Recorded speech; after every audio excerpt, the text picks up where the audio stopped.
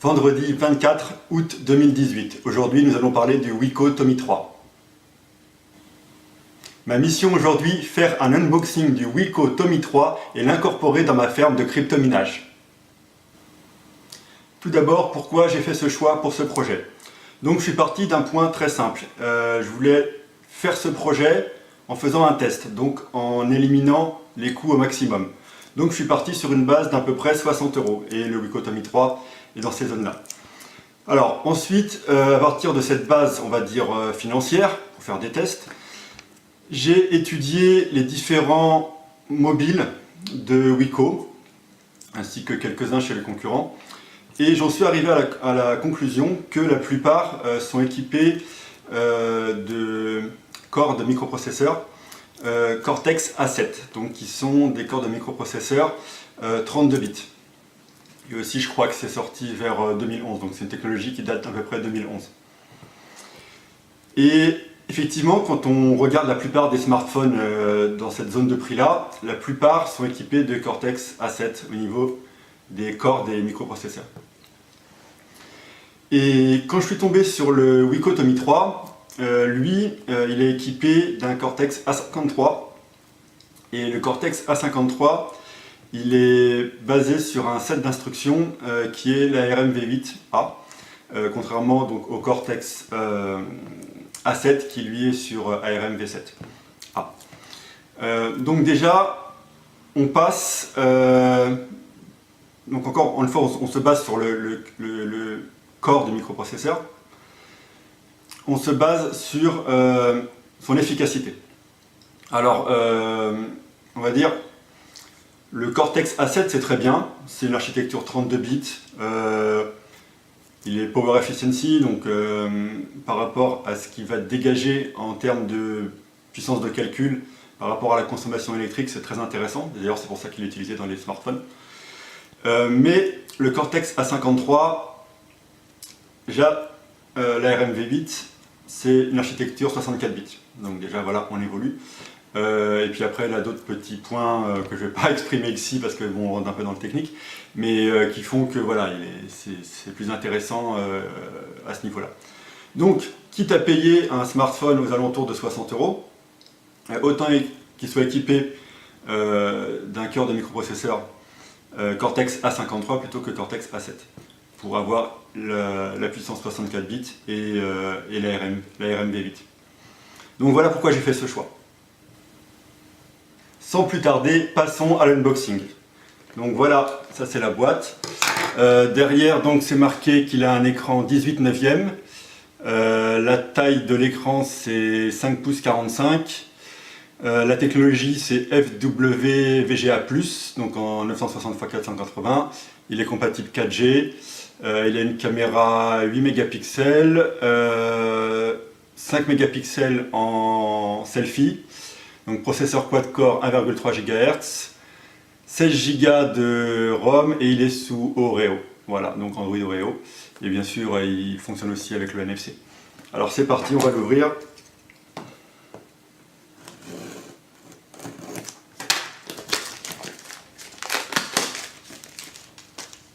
Voilà le dessin qu'il y a devant.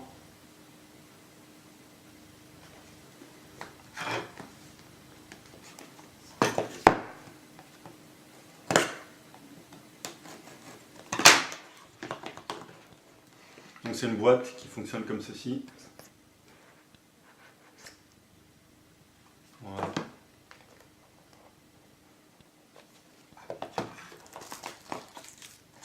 Donc directement on tombe sur le smartphone, dans une petite pochette.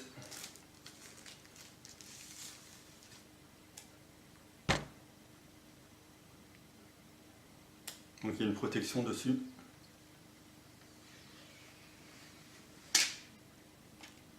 Voilà, donc l'écran a l'air sympa en tout cas. Donc l'avant et l'arrière.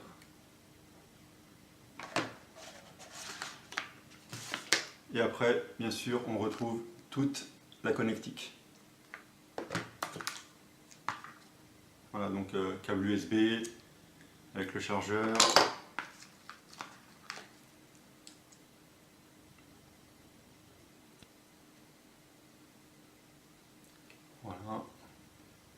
Ça c'est le câble audio. Et puis des petits fascicules.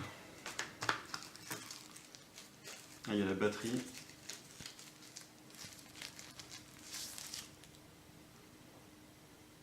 Alors on est sur du batterie rechargeable bien évidemment, 2500 mAh, 9,5 ah ouais, 9,5 Wh, ok. Donc batterie Li-ion, ça c'est normal comme technologie à l'heure actuelle. Charging voltage limite 4,35 volts et ça se recharge à 3,8 volts. D'accord. Donc ouais, ça a l'air pas mal. Bon, made in China bien évidemment, mais ça a l'air pas mal. Ok. La garantie constructeur. Et tout au fond, une coque rouge. Bon, je pense pas que j'en aurais besoin, mais en tout cas pour ce projet, bon, on verra. C'est tout. Après, la boîte est vide.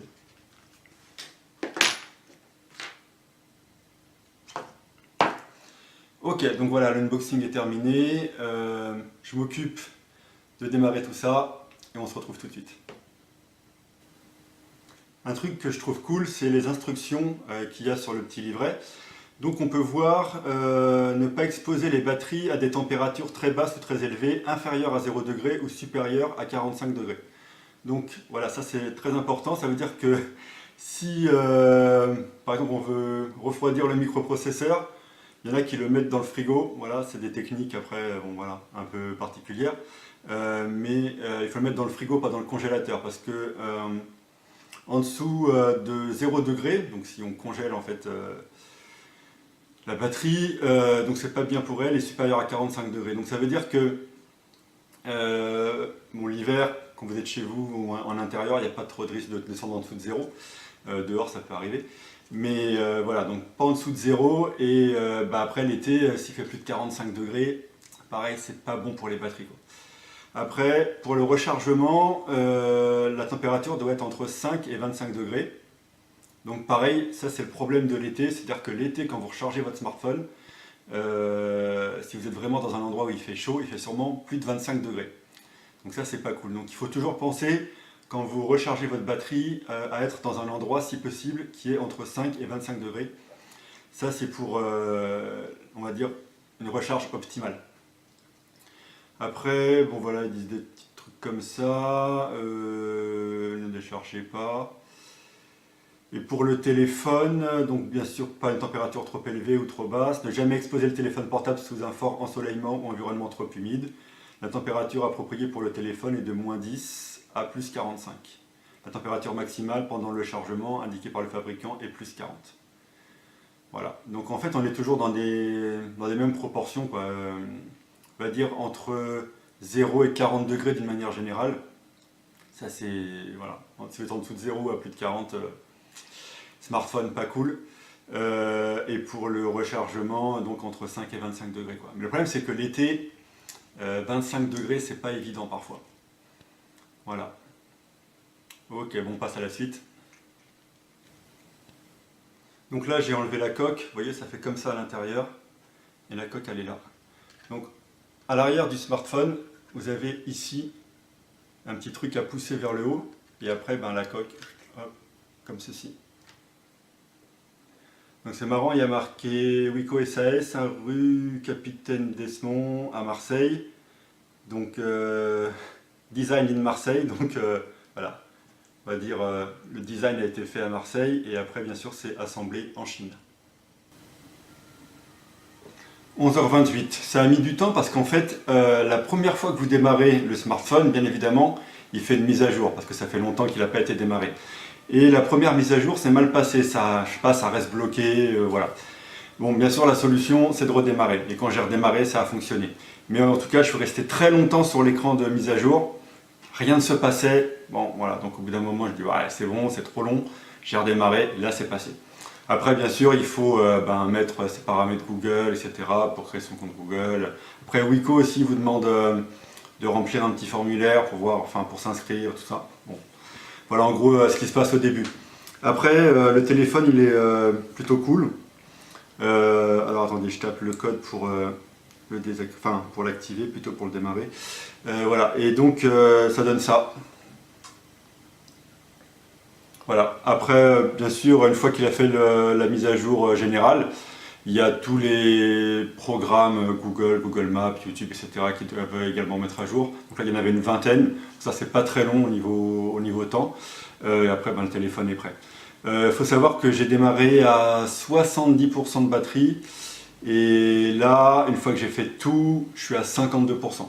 Donc ça vous donne une idée. Et j'ai vraiment surtout perdu beaucoup de temps avec la mise à jour générale du début. Voilà, qui est resté bloqué. Donc j'ai attendu, je me suis dit, moi je vais attendre un peu, c'est pas grave, j'ai autre chose à faire. Bon, mais bon, ça marchait pas, donc redémarrage. Ok, à part ça, le téléphone, donc il est cool par rapport à un Samsung S7 Edge, qui est mon téléphone habituel.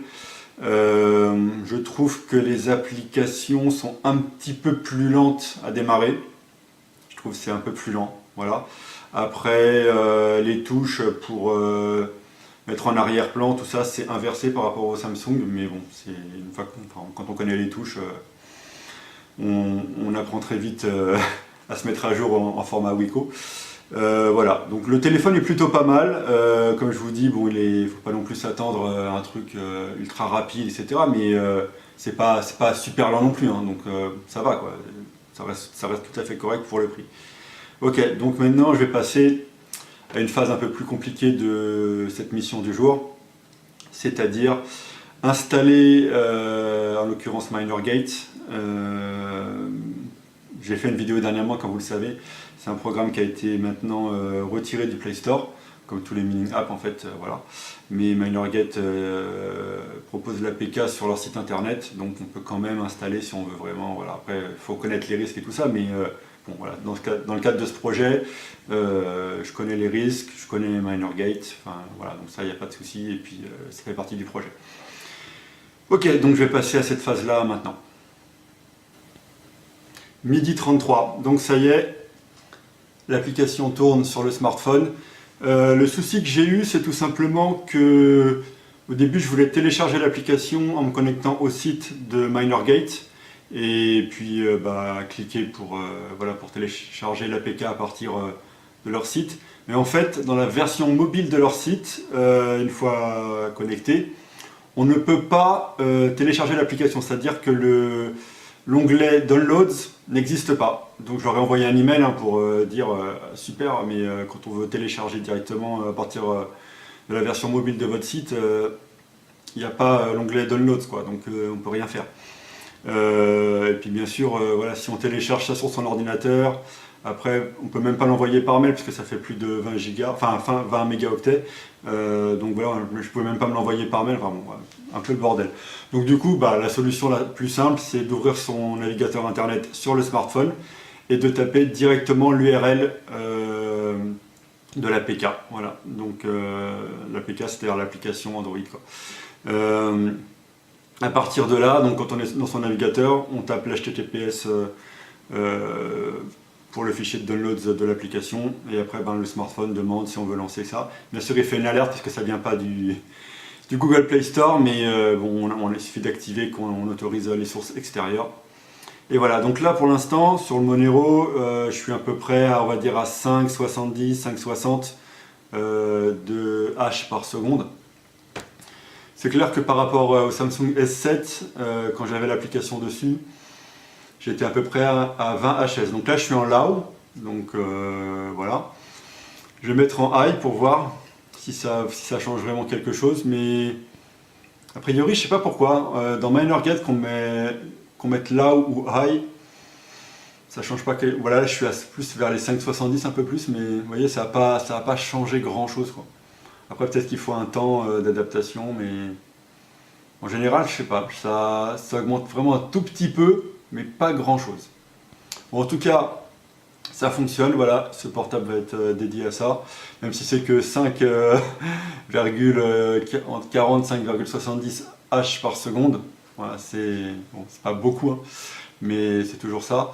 De toute façon, si on fait le calcul, on va dire 5 HS.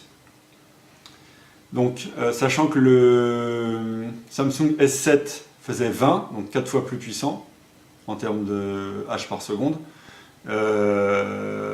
Sauf que ça coûte 60 euros. Donc 60 x 4, on est tout de suite à 240.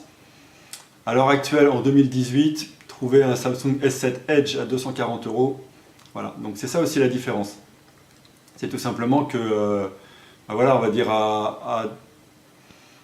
même pas dire à dépense équivalente, mais si on cherche à faire 20 H par seconde, soit on achète un Samsung S7 Edge et ça coûte pas 240 euros, soit on achète 4 comme ça et ça coûte 240 euros.